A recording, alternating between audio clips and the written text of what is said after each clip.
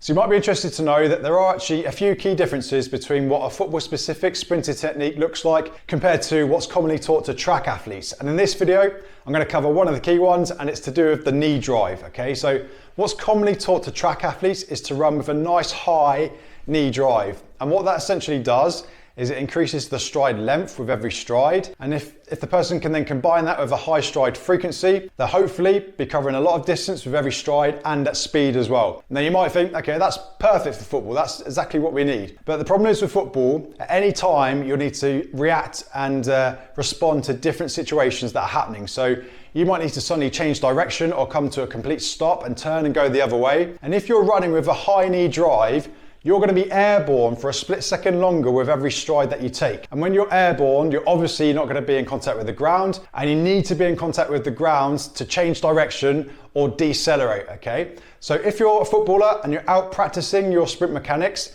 don't be so concerned with having that high knee drive with every stride. You actually want to use a knee stride which is a little bit lower, because when we do that, we can still generate speed, okay, but we're going to be in contact with the ground more frequently. So if we need to suddenly stop and change direction, we've got that contact with the ground and we can quickly react. So if you're up against a player who does run more like this, more like they've been taught by like a track coach and they're running with that high knee stride, they're going to be a split second slower to react simply because they're airborne for longer. So just bear that in mind next time you're out practicing your sprinting mechanics. I've actually published a full article breaking down a football specific running technique on our blog, so you can click the link in the description below this video to check out that full article. Or if you're on Instagram, then just go to our blog stories and you'll find it listed in there, and you can click the link in that story and that'll take you to the blog as well. Now, I hope you found that tip helpful. Share it with any of your teammates or coaches who you think might find it interesting too.